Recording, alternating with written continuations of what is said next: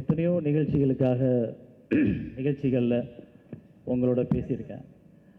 ஆனால் இப்போ பேச போகிற இந்த நிகழ்ச்சியும் இந்த நாளும் எனக்கு ரொம்ப முக்கியமானது, என்னால் மறக்க முடியாதது. என்னுடைய நீண்ட நாள் கனவு இன்னைக்கு இந்த விஷயத்தை உங்கள் எல்லாரும் முன்னாடியும் பகிர்ந்துக்கிறது. எல்லாருமே சினிமா இண்டஸ்ட்ரியில் இருக்கிறவங்க, எல்லாருக்குமே இந்த பிரச்சனைகள் தெரியும். எல்லாருமே இந்த பிரச்சனைகளை தாண்டி தவழ்ந்து, இல்லை நீச்சல் அடித்து, இல்லை தாவி, இப்படி தான் நம்ம ஒவ்வொரு முறையும் ஒரு ஓடத்தில் ஏறுறோம். அந்த ஓடம் போய் அந்த அடுத்த கரையை சேர்ற வரைக்கும் உயிரை மட்டும் இல்லை, எல்லாத்தையுமே கையில் பிடிச்சிக்கிட்டு தான் நம்ம உள்ளே உட்காந்துருக்கோம் அந்த படம் போய் சேர்றதுக்கு. இதில் சமீப காலங்களில் நிறைய பேர் கரை சேரலை, உள்ளுக்குள்ளே பாதி ஊடகம் மூழ்கிருச்சு. ஸோ இதை நம்ம வேடிக்கை பார்த்துக்கிட்டு நிற்கிறோம். தெரிஞ்சும் நம்ம அடுத்து இன்னொரு படத்தில் படகுல ஏற தயாராகிறோம், திரும்ப போய் உள்ளே உச்சிடும். ஸோ இதில் மீள என்ன வழி? நிம்மதியாக ஊர்லேருந்து பெட்டியை தூக்கும்போது மெட்ராஸில் போய் சும்மா பாரதி ராஜா சார் மாதிரி ஒரு பெரிய டைரக்டர் ஆகி நிறைய நல்ல படம்லாம் பண்ணி நிறைய விருது வாங்கி இந்த ஊரே நம்மளை புகழணும் அப்படின்னு சொல்லி நான் கண்ட கனவுகள், கிராமத்திலேருந்து நான் பார்த்த சென்னை, கிராமத்திலேருந்து நான் பார்த்த சினிமா, இங்கே வந்ததுக்கப்புறம் ஒரு 5 வருஷத்துக்கு முன்னாடி வரைக்கும் ரொம்ப நல்லா இருந்துச்சு. ஆனால் இந்த 5 வருட காலகட்டத்தில் விஞ்ஞானத்தின் மாற்றங்கள், மக்களுடைய ரசனையில் ஏற்பட்ட மாற்றங்கள், மக்களுடைய பிரச்சனைகள், மக்களுடைய தேவைகள், அப்புறம் நம்மக்கிட்ட உள்ள சில பிரச்சனைகள், திரையரங்கங்களில் சில உள்ள பிரச்சனைகள், இது எல்லாமே சேர்ந்து சினிமாவை ரொம்ப பின்னுக்கு கொண்டு போகும்போது ஒரு பயம் வருது. திரும்ப இந்த சினிமாவுக்குள்ளே நானும் என் போன்ற சக இயக்குனர்களும், இன்றும் கனவுகளை சுமந்து கொண்டு கோடம்பாக்கத்திலே போராடி கொண்டிருக்கும் உதவி இயக்குனர்களும், இன்று வரும் உதவி இயக்குனர்களின் படங்களை பார்த்து கனவுகளை வளர்த்து கொண்டிருக்கும் அடுத்த தலைமுறை, என்ன மாதிரி கிராமத்தில் ஒருத்தன் கனவு கண்டுட்டு இருக்கான்ல, சினிமாவில் போய் சேர்ன மாதிரி ஜெயிச்சிடணும், அவரை மாதிரி ஜெயிச்சிடணும், சமுத்திரக்கனி மாதிரி ஜெயிச்சிடணும்னு, அவங்க எல்லாம் இங்கே வரும்போது இந்த சினிமாவோட கதவுகள் வசந்த காலமாக திறந்திருக்க வேண்டும் என்பது என்னுடைய ஆசையாக மாறியது. அந்த ஆசையின் அடிப்படையில் தான் கடந்த 8 மாதங்களாக ஜேகே நவம்பர் டிசம்பரில் சென்சார் ஆச்சு. சென்சாரான நாட்களில் இருந்து இந்த படத்தை எப்படி கொண்டு போய் சேர்ப்பது? கண்டிப்பாக தெரியும், இன்றைக்கி நான் என் படத்தை ரிலீஸ்னு ஒரு போஸ்டர் ஒட்டிட்டு பேப்பரில் ஒரு 1/4 பேஜ் கொடுத்துட்டு இருக்கிற தியேட்டரில் ரிலீஸ் பண்ணேன்னா சத்தியமாக என்னால் நான் கையெழுத்து போட்ட கடனை அடைக்க முடியாது. அப்படி இருக்கிற நிலைமை. அப்படி இருக்கும் பொழுது என்னை போல முன்னோர்கள் நிறைய பேர் இருக்காங்க, இந்த கையெழுத்து போட்ட கடனை கொடுக்க முடியாமல் காணாமல் போன தயாரிப்பாளர்கள். அதே இடத்துல நானும் எனக்கு பின்னாடி பெட்டியை வச்சுக்கிட்டே நிற்கிறாங்களே நிறையா தயாரிப்பாளர், அவங்களுக்கு காணாமல் போயிடக்கூடாது. ஸோ அதற்கு இது என்ன களையவே முடியாத ஒன்றா? என்னையா பழையூர்பேட்டிலேருந்து பிறந்து எங்கேயோ கோடம்பாக்கத்து கதவை தட்டி உடச்சி விட்டாச்சு, இதை போய் முடியாதுன்னு சொன்னால் என்ன அர்த்தம்? முடியும். சரி முடியலையா விடு, நான் ஊரில் போய் விவசாயத்தை பார்க்குறேன், என்ன பெரிய விஷயம்? விவசாயம் இதே மாதிரி தான் கிடக்கு, அது வேறு விஷயம். ஆனால் முடியும் அப்படின்னு ஒரு நம்பிக்கை எங்களுக்குள்ளே தோணுச்சு. அதை நான் சில நண்பர்கள்ட்ட சொன்னேன், எனக்கு தைரியம் கொடுத்தாங்க, என் கூட நின்னாங்க.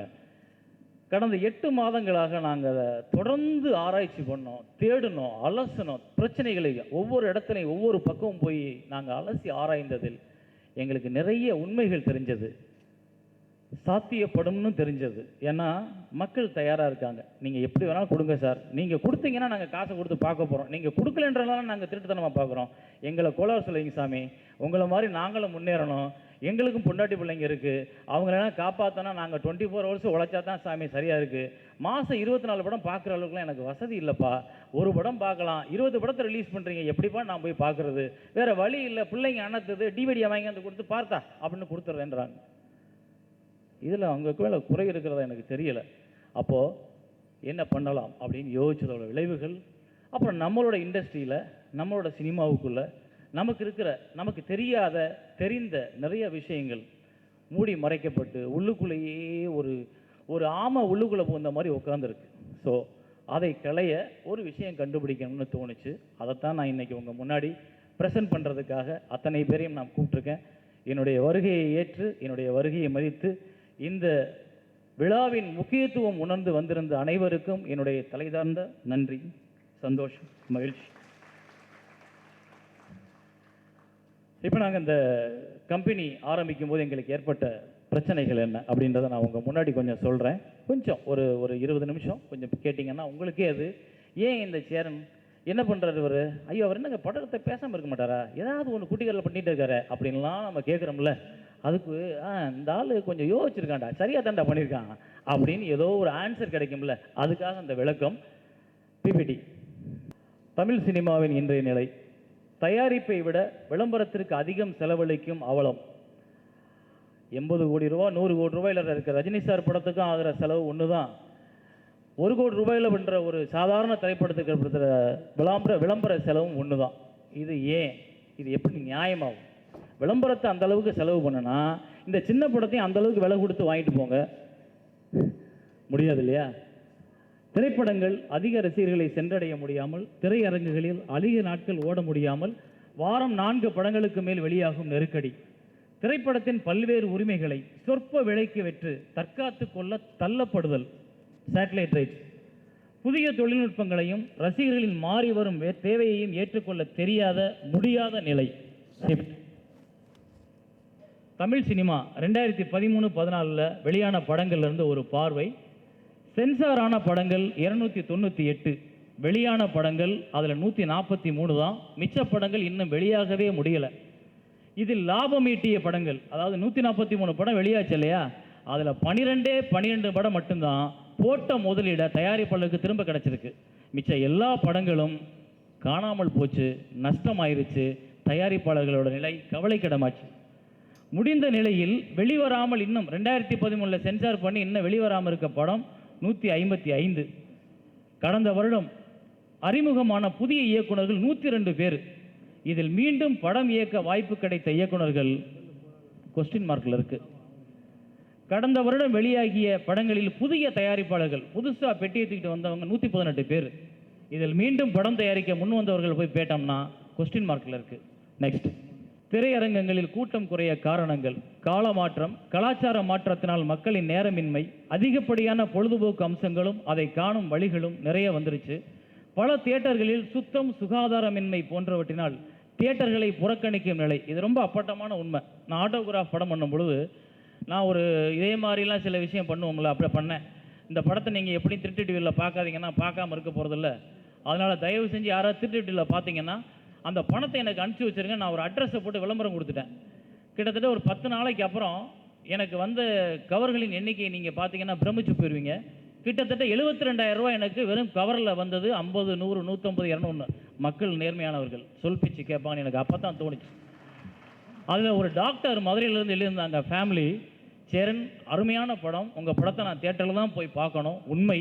ஆனால் குடும்பத்தோடு தியேட்டருக்கு போக முடியாத சூழ்நிலை, சுகாதாரமின்மை, பாத்ரூம் சரியில்லை, குழந்தைங்களோட போய் உட்கார முடியல, உட்காந்துருக்க சீட்டில் வந்து பான் பராக்கும் இதுவும் துப்பியிருக்காங்க. எப்படி சேரன் குழந்தைங்களோட போய் சுகாதாரம் இல்லாத படம் பார்க்க முடியும்னு சொன்னாங்க.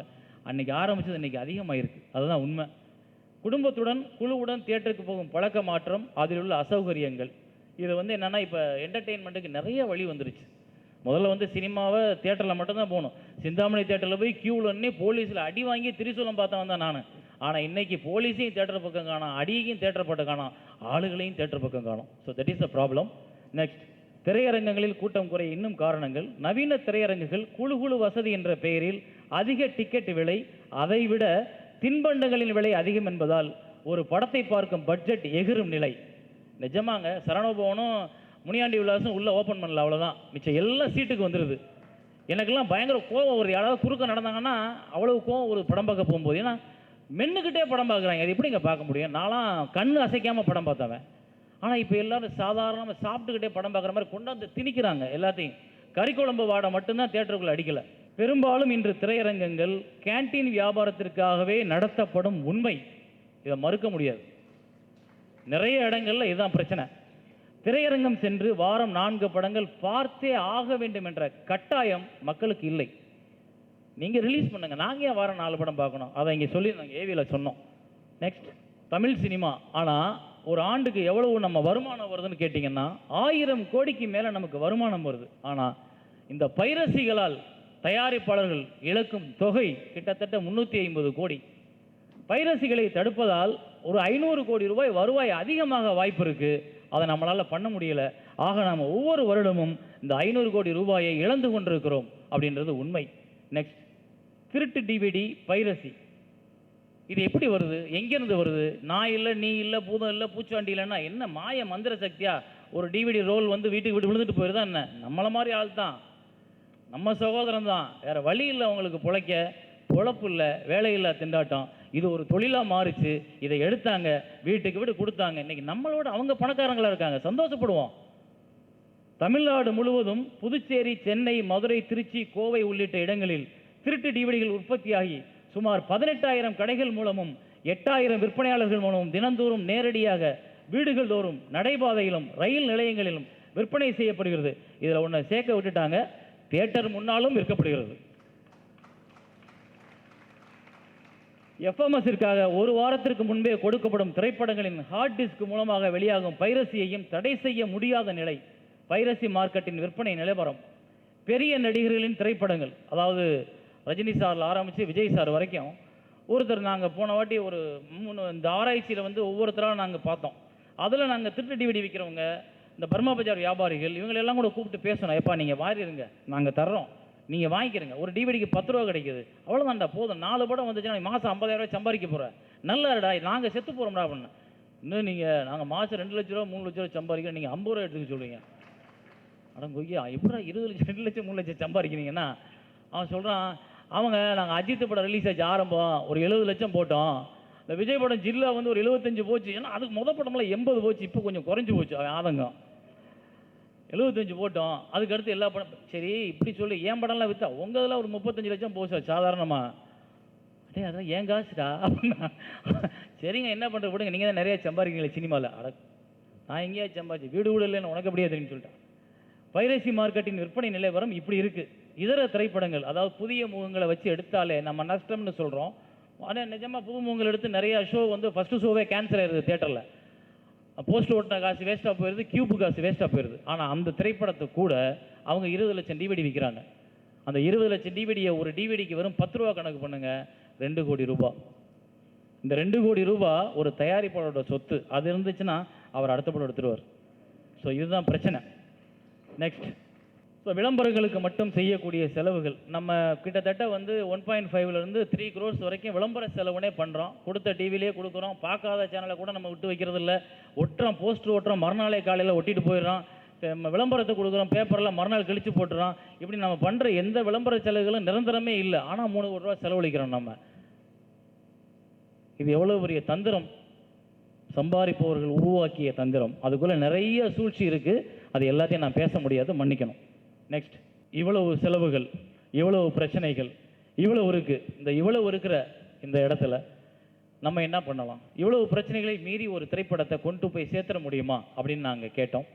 அப்போ எங்களுக்கு உருவானது தான் C2H என்ற இந்த நிறுவனம். நாங்கள் உருவாக்க ஆசைப்பட்டோம். இது என்னோட டீம், எனக்கு கீழே வந்து ஒர்க் பண்ணுறவங்க வந்து இந்த கம்பெனியில் சக பார்ட்னராக இருக்கிறவங்க. எங்களோட சேர்ந்து இந்த 8 மாதம் ஆராய்ச்சியில் ஈடுபட்டது என்னுடைய மகள் நிவேதா பிரியதர்ஷினி, அப்புறம் என்னுடைய நண்பர். கடந்த 8 வருடமாக நான் இவர் கூட வந்து இந்த ஆட்டோகிராஃப் ரிலீஸ் ஆன காலத்துலேருந்து சினிமாவை பற்றியே பேசிக்கிட்டு இருக்கேன், கேபிள் பற்றி பேசிகிட்டு இருக்கேன். கேபிளில் போடுறது, டிவிடி வர்றதை பற்றி இவர் கூட நிறைய டிஸ்கஸ் பண்ணிட்டே இருந்தேன். அவர் கொடுத்த தைரியம், வாங்க பண்ணலாம், நீங்கள் கண்டிப்பாக பண்ண முடியும் சார் உங்களால் அப்படின்னு சொன்னார். அவர் மிஸ்டர் அன்பழகன், அவர் இங்கே வந்திருக்கார், இப்போ கூப்பிடுவோம் ஸ்டேஜுக்கு. அடுத்து மற்றும் முத்து, JK முத்து அவர்கள். அவர் வந்து எனக்கு ஒரு 1 வருடமாக தான் பழக்கம். ஆனால் மிக ஸ்போர்ட்டிவான, ரொம்ப அட்வான்ஸாக திங்க் பண்ணக்கூடிய, நிறைய விஷயங்களை வந்து டெக்னிக்கலாக சொல்லக்கூடிய, உடனே அதை பற்றி தேடி கண்டுபிடிச்சுன்னு நினைக்கக்கூடிய ஒருத்தர். அவர் தான் எனக்கு இந்த ஆன்லைன் ஸ்க்ரீனிங் அதில் வந்து ரொம்ப ஹெல்ப் பண்ணி அந்த ஆன்லைன் மார்க்கெட்டை ஃபுல்லாக அவர் கவனிச்சுக்கிறாரு. அதோட டைரக்டராக இருக்கார். ஸோ நாங்கள் 4 பேர் தான் இந்த 8 மாதமாக தூக்கத்தை தொலைச்சவங்க. நெக்ஸ்ட், இந்த C2H நோக்கம் திருட்டு டிவிடிகளையும் இதர பைரசிகளையும் தடுப்பது. தியேட்டர் கிடைக்காமல் திண்டாடும் படங்களுக்கு C2H மூலம் சிறந்த கட்டமைப்பை உருவாக்குவது. சினிமா மூலமான வருவாயை நெறிப்படுத்தி பல்வேறு வருவாய் வாய்ப்புகளை உருவாக்கி தயாரிப்பாளர்களையும் வருங்கால படைப்பாளிகளையும் பயனடை செய்து நல்வழி ஏற்படுத்துவது. கடின உழைப்பால் உருவாகும் நல்ல திரைப்படங்களை மாறி வரும் ரசிகர்களின் தேவைகளையும் வசதிகளையும் உணர்ந்து DVD, DTH, online, setup box அவைகளின் மூலம் நேரடியாக வீட்டிற்கே கொண்டு சேர்ப்பது. தமிழகம் முழுவதும் ஆயிரக்கணக்கான இளைஞர்களுக்கும் பெண்களுக்கும் வேலை வாய்ப்பை ஏற்படுத்துவதன் மூலம் சுய தொழில் வாய்ப்புகளை உருவாக்குவது. இதன் மூலம் சீட்டுவச்சில் இப்போ ஸ்டாஃப் அப்படின்னு சொல்ல பார்த்தா கிட்டத்தட்ட தமிழகம் முழுவதும் 7000 பேர் வேலை பார்க்க போகிறாங்க. இது எங்களுக்கு ரொம்ப பெருமையான விஷயம். ஒரு சினிமாவில் இருந்து ஒரு சினிமா மூலமாக படங்களின் மூலமாக மக்களை சென்றடைந்த நாம் இன்று 7000 பேருக்கு நம்ம சினிமா மூலமாக வேலை கொடுக்க போகிறோம்ன்றது தமிழ் சினிமாவில் மட்டும் இல்லை, இந்திய சினிமாவிலேயே இது முதல் சரித்திரம். மக்களுக்கு நமக்கு பணம் கொடுத்து நம்மளை உருவாக்கணும் பார்த்தீங்களா, அவங்களுக்கு நம்மளே நான் சம்பாதிக்கிறேன் நீ கொஞ்சம் சம்பாதிச்சுக்கின்ற ஒரு இடத்த கொடுக்குறோம்ல, அதுதான் எனக்கு ரொம்ப பிடிச்சிருந்தது இந்த திட்டத்திலேயே. நெக்ஸ்ட், அதிக வருமான வழிகளினால் போட்ட முதலீட்டையும் நல்ல லாபத்தையும் ஏற்படுத்துவதற்கான வாய்ப்புகள் அதிகம். குறைந்தபட்ச பப்ளிசிட்டி அளவு. இது எப்படி குறைந்தபட்சமாக செலவு பண்ணுறது? எல்லாம் தான் எல்லா இடத்துலையும் வச்சுருக்காங்களே சார், நிறையா பேனர்லாம் வச்சா தான் தெரியும். அப்புறம் டெய்லி படம் ஓடுதோ ஓடலையோ எல்லா தேட்டர் பேரையும் போட்டு விளம்பரம் கொடுத்துக்கிட்டே இருக்கணும். நம்ம ஒரே ஒரு தேட்டர் எங்கேயோ ஓடும், அதுக்காகலாம் நம்ம பேப்பரில் விளம்பரம் கொடுப்போம். அப்புறம் எப்படியும் தெரியும் நம்ம வீட்டில் டிவி பார்க்கும்போது சேனலில் இந்த பிரேக்குன்னு வந்தோடனே அடுத்த சேனலுக்கு போயிடும்னு அப்படியும் தெரிஞ்சு அதில் போய் நம்ம விளம்பரத்துக்கு காசை கொட்டிக்கிட்டே இருப்போம். அப்படிலாம் நம்ம அவ்வளோ யோசித்து நிறைய செலவழிக்கிறத அப்படிலாம் பண்ணால் தானே சார் படம் ரிலீஸ் ஆனதாக தெரியுது, நீங்கள் என்ன விளம்பரமே பண்ண மாட்டேன்னா எப்படி தெரியும் அப்படின்னு நீங்கள் கேட்கலாம். இதில் விளம்பரங்கள் நாங்கள் எப்படி பண்ண போகிறோம்னா, ஒரு லிமிட்டேஷன். ஒரு விளம்பரத்திற்கு இவ்வளவு தான் அப்படின்ற ஒரு லிமிட்டேஷன். ஒரு பேப்பரில் விளம்பரம், ஒரு ஒரு டிவியில் இதை பற்றி ஒரு 1/2 hour ஸ்லாட் நாங்கள் தினத்தந்தியோட ஒரு டையை போட்டிருக்கோம். தினத்தந்தியோடு நாங்கள் பேசியிருக்கோம். என்ன பேசியிருக்கோம்னா, தினத்தந்தி பேப்பரில் நிரந்தரமாக ஒரு இடம் படம் வெளியாகும் என்று குவார்டர் பேஜும் அதற்கு மறுநாட்கள் நார்மலாக உள்ள பேஜும் வரும். இதில் நார்மலாக உள்ள பேஜில் விளம்பரம் வரும் பொழுது கீழே அடுத்த வாரம் வெளியாக போடும் படங்களையும் கீழே போடுவோம். அதே போல் தமிழ்நாடு முழுக்க நாங்கள் இந்த டிவிடி பஜார் மூலமாக 6000 டீலர்களும் 120 டிஸ்ட்ரிபியூட்டர்களும் எங்களோடு ஒத்துழைக்க எங்களோட உழைக்க தயாராக இருக்கிறார்கள். அவர்கள் மூலமாக நீலகிரியில் உள்ள குன்னூருக்கு பக்கத்தில் இருக்க கிராமத்துலேருந்து கன்னியாகுமரியில் இருக்கிற மீன் பிடிக்கிறவங்க வீடு வரைக்கும் கதவை தட்டி, அக்கா படம் வந்திருக்கு பாருங்கள் 50 ரூபா தான் அப்படின்னு சொல்கிறதுக்கு ஆள் இருக்காங்க எங்ககிட்ட. அந்த ஆட்கள் இந்த திரைப்படங்களை கொண்டு போய் சேர்ப்பாங்க. அவங்கக்கிட்ட நாங்கள் ஒவ்வொரு ஏரியாவுக்கும் 6 சீட், ஒரு டீலருக்கு 2 6 சீட்டு, ஒரு டிஸ்ட்ரிபியூட்டருக்கு 5 6 சீட் இப்படி கொடுக்குறோம். ஸோ 6000 டீலர்னால் நீங்கள் நினச்சி பாருங்கள் எவ்வளோ 6 சீட். அதே மாதிரி 30-40 ஒரு டீலர்ன்றவங்க ஒரு டிஸ்ட்ரிபியூட்டருக்கு கீழே 2 லட்சம் ஹவுஸ் ஹோல்டு, அதாவது வீடுகள் பிரிக்கிறோம். தமிழ்நாடு முழுக்க 2 கோடி வீட்டுக்கு மேலே இருக்குது. இந்த 2 கோடி வீட்டுக்கு மேலே இருக்கிறதுல இந்த 2 கோடி வீடுகளை மட்டும் நாங்கள் கணக்கில் எடுத்துக்கிட்டு ஒவ்வொரு டிஸ்ட்ரிபியூட்டருக்கு கீழேயும் 2 லட்சம் வீடுகளை கொடுக்குறோம். அந்த ஒவ்வொரு டிஸ்ட்ரிபியூட்டருக்கு கீழே 2 லட்சம் வீடுன்னா அந்த ஒவ்வொரு டிஸ்ட்ரிபியூட்டருக்கு கீழேயும் 50 டீலர்கள் இருப்பாங்க. ஒவ்வொரு டீலர்களும் தட்ட வேண்டிய கதவுகள் 4000, அவங்க விற்க வேண்டிய டிவிடிக்கள் வெறும் 500. இதன் மூலம் ஒரு படம் முதல் வாரம், அதாவது ரிலீஸ் ஆன அன்று அந்த வாரத்திலேயே குறைந்தது 25 லட்சம் டிவிடிகள் விற்பதற்கான வாய்ப்புகளை உருவாக்கி இருக்கிறது. அதற்கான உத்தரவாதத்தை எங்களுடைய டிஸ்ட்ரிபியூட்டர்களும் டீலர்களும் கொடுத்திருக்கிறார்கள். இதில் என்ன முக்கியமான விஷயம்னா, இதை கேள்விப்பட்டு நாங்கள் இப்போ தான் அனௌன்ஸ் பண்ணுறோம். இந்த அனௌன்ஸ் பண்ணுறதுக்கு முன்னாடியே ஃபோன்லையும் நேர்லையும் பேசி எங்களோட ஒத்துழைத்தவர்கள் எல்லாரும் உட்காந்துருக்காங்க. இதில் முக்கியமான பங்கு இந்த கேபிள் டிவி ஆப்ரேட்டர்ஸ். அவங்கள நம்ம எல்லாரும் கேபிளில் போட்டுறான்னு சொல்லலாம். அவங்களும் சொல்கிறாங்க எங்களை ஏமாற்றி விட்டாங்கன்றாங்க. யாரோ ஒருத்தங்க லெட்டரை காட்டி எல்லா படமும் என்கிட்ட இருக்குது நீங்கள் போட்டுக்கன்னு சொல்லிடுவாங்களாம். போட்டதுக்கப்புறம் நம்ம ஆளுங்க போய் பிடிப்பாங்களாம். ஸோ குற்றவாளி எல்லா பக்கமும் இருக்காங்க. ஆனால் ஒருத்தன் செய்கிற தப்புக்கு எல்லாரும் மாட்டிக்கிறோம். ஒருத்தர் செய்கிற பிரச்சனைக்காக எல்லாருக்கும் கெட்ட பேர் வருது. இப்போ அவங்கெல்லாம் என்கிட்ட ஒரு வாரமாக பேசிக்கிட்டு இருக்காங்க. அவ்வளோ சரியாக, அவ்வளோ நேர்மையாக, அவ்வளோ கரெக்டாக நடக்கிறேன்னு உத்தரவாதம் கொடுத்துருக்காங்க என்கிட்ட. அவங்கள நம்பி இன்னும் நிறையா டீலர்களை நம்பி இன்னும் நிறையா டிஸ்ட்ரிபியூட்டர்களை நம்பி இதில் நிறைய இளைஞர்கள் சேர்றாங்க.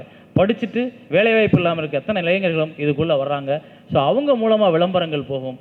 அது தவிர தினசரி பேப்பர்களில் கொடுக்க போகிறோம். அந்த 1/2 hour ஸ்லாட்டு சேனலில் வாங்குகிறோம். அந்த 1/2 hour ஸ்லாட்டில் டிவிடி பஜார்னா அதை பற்றின படங்கள். இப்போ இந்த வாரம் நான் ஜேகே ரிலீஸ் பண்ண போகிறேன்னா முதல் வாரமே ஜேகே பற்றின ட்ரெய்லர், ஜேகேயோட நல்ல சீன்கள், நல்ல பாடல்கள் வந்துடும். அதை ஓடிக்கிட்டு இருக்க வாரங்களில் ஜேகேயோட இன்டர்வியூஸ் இப்போ டைரக்டர் கொடுப்பாரு, கேமராமேன் கொடுப்பாரு, ஆர்டிஸ்ட் கொடுப்பாங்க, ப்ரொடியூசர்ஸ் கொடுப்பாரு. அந்த ஒரு வாரம் முழுக்க அந்த படத்தை கொண்டு போய் தம் பண்ணிக்கிட்டே இருப்போம். அந்த தம் பண்ணிக்கிட்டே இருக்கும்போது அடுத்த 4 வாரத்தில் வரப்போகிற படங்களோட ட்ரெய்லர்ஸ் உள்ளே வந்துக்கிட்டே இருக்கும். ஸோ இந்த படம் ரிலீஸ் ஆச்சு ஆகலையான்னு தெரிய வேண்டிய வாய்ப்பே இல்லை.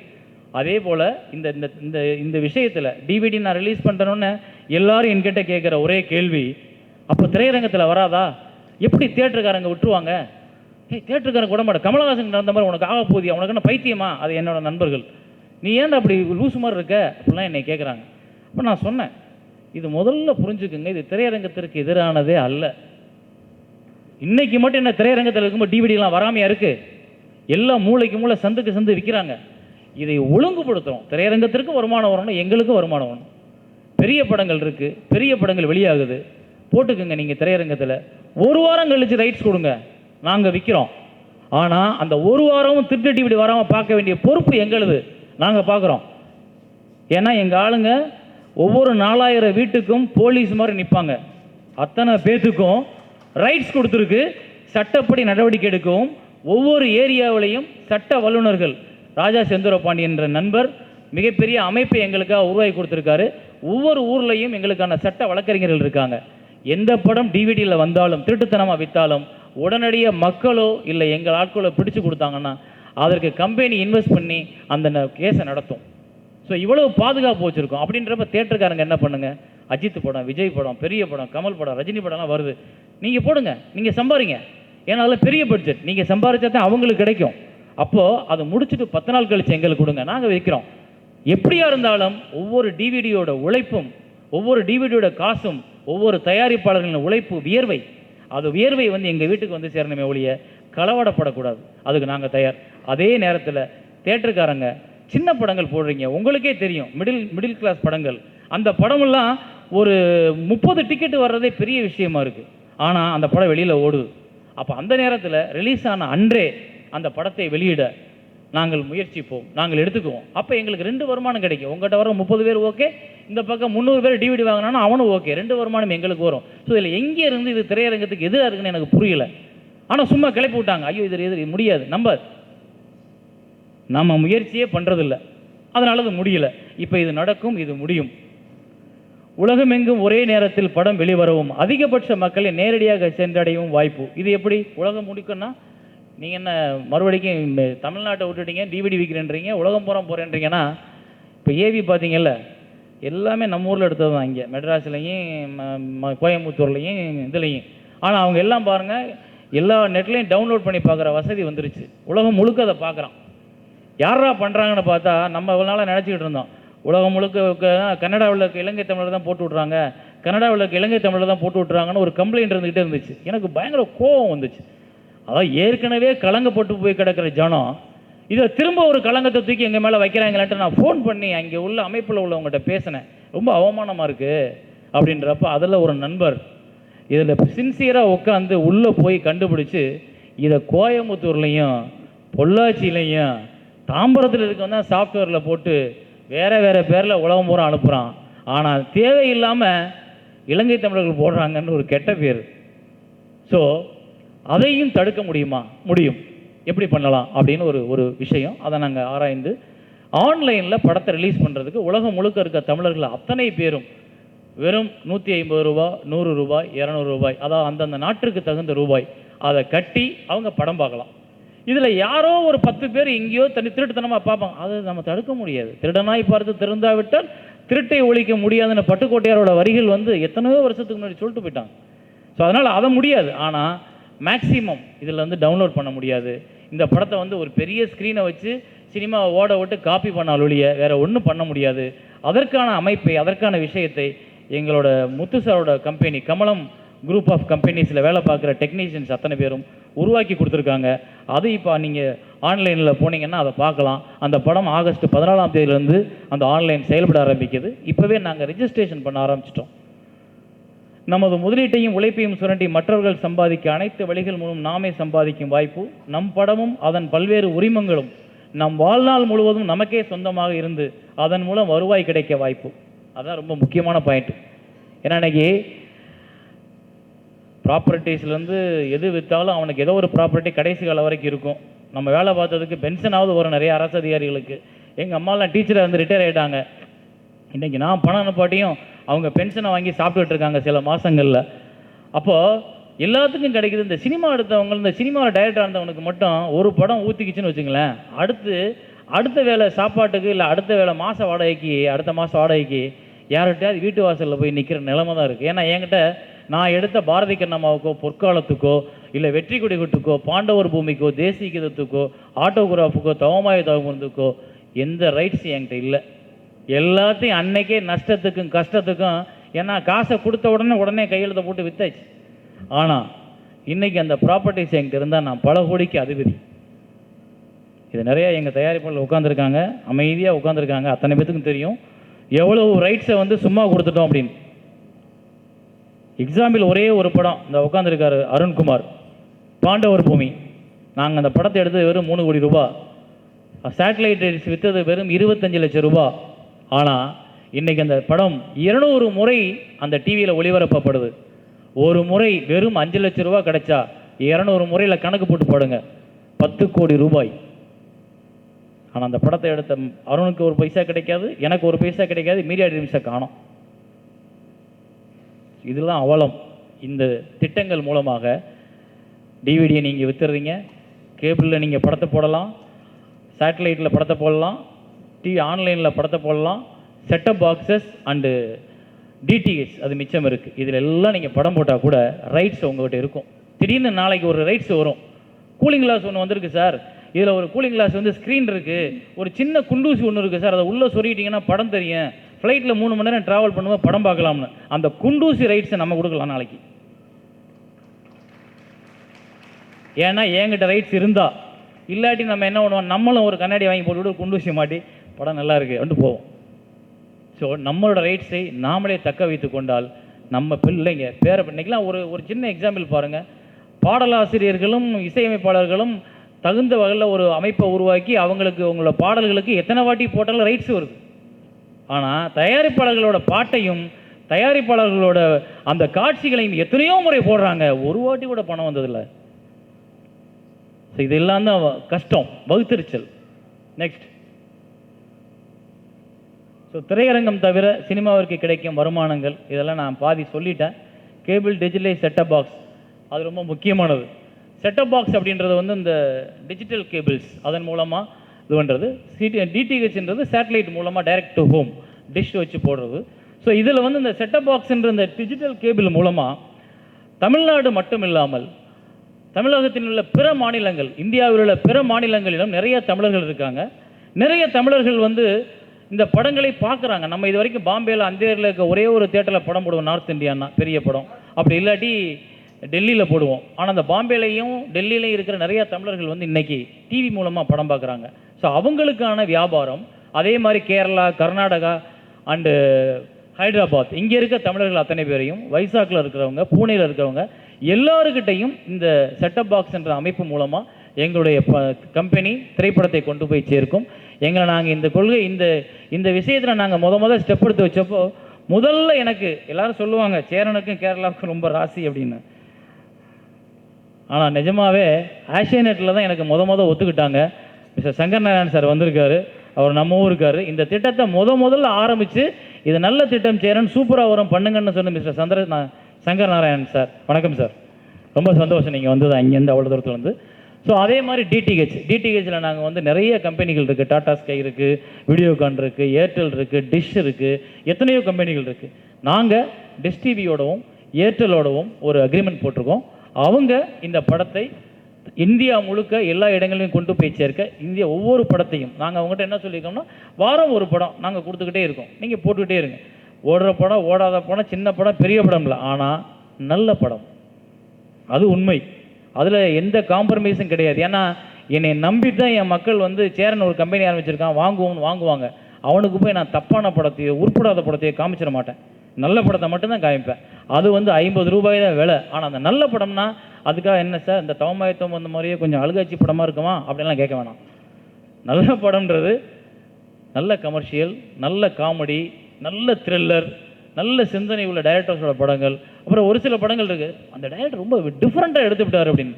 அந்த மாதிரி டிஃப்ரெண்ட்டாக எடுத்திருக்க படங்கள், ஒரு புது வழி அமைக்கக்கூடிய படங்கள், இது எல்லாமே அதில் வரும்.